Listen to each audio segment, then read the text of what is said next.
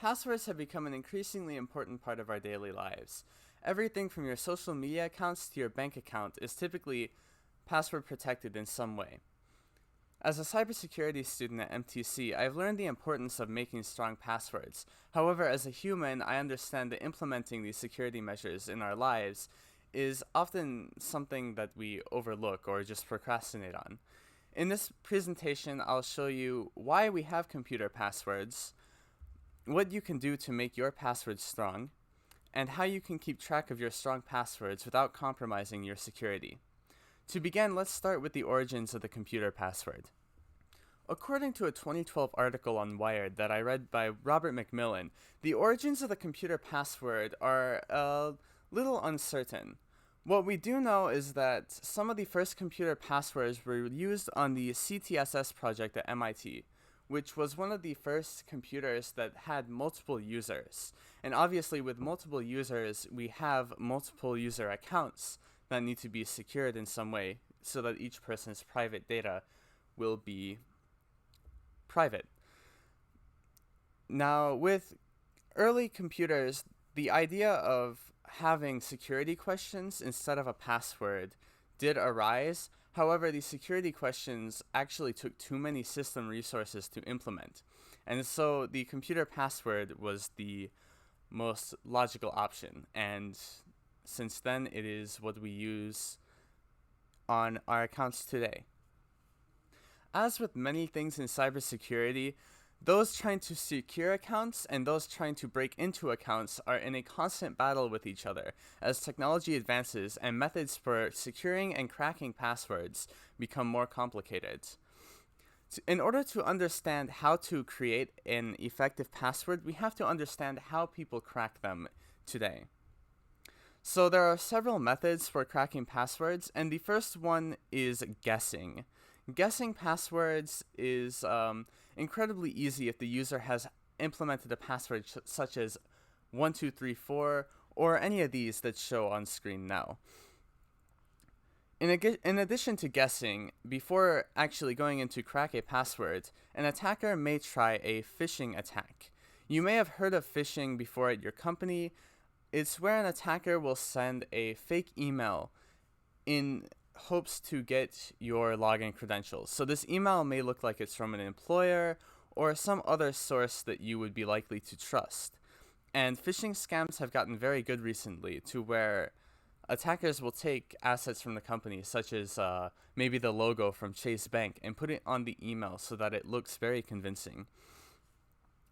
The third method of getting passwords is malware. Attackers who are able to install malware on your computer, either through phishing or through directly installing the malware on your computer through something like a USB drive, can use a piece of software called a keylogger, which will record your keyboard entries and send them back to the attacker over the internet.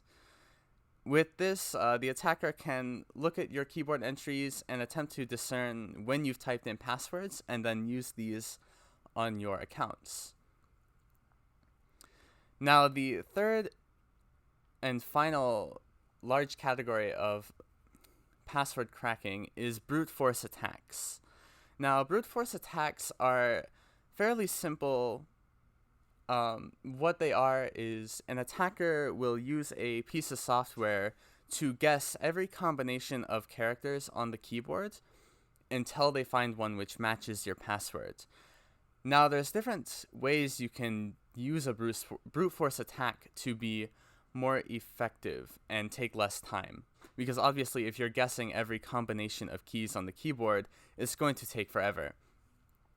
So the first subset is the dictionary attack. And the dictionary attack takes a predetermined word list, and it will go through this list of words defined by the attacker, or the attacker may go and download a bunch of leaked passwords off of the internet somewhere and check them against your password to see which ones will work. In addition to dictionary attacks, or I guess this is a part of a dictionary attack, is something called spidering. This is where an attacker will find other personal information about you, such as maybe your address, your email, pets' names, and put them into this dictionary attack word list to see if you may have included those in your password. Now that we know how attackers can crack a password, we can use this information in order to create stronger passwords. Google's support page has 3 tips for creating good passwords. The first is that your password should be unique. You should avoid common words and series of numbers, such as maybe lucky 1234. A password I was able to crack in my own time in milliseconds because I could find it in a word list.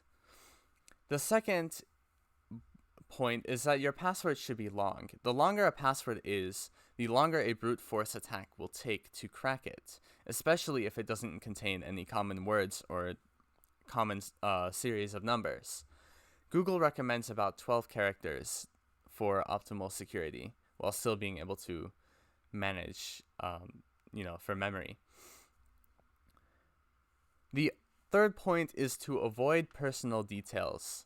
Putting personal details in your password can make you prone to spidering, we discussed earlier, which is where the attacker will find your personal information and see if that information might be in your password. So having, say, your pet's name and your address number in your password is a particularly bad idea if an attacker knows this information. Here are some examples of strong passwords. Now, these passwords may be difficult to remember if you make them correctly, so you might want to write them down on paper or use a password manager. Now, the tricky part about writing passwords down on paper is that you need to keep them secure. If you leave passwords out on your desk, especially in a corporate environment where there's other people, they can simply look at those passwords and log into your system.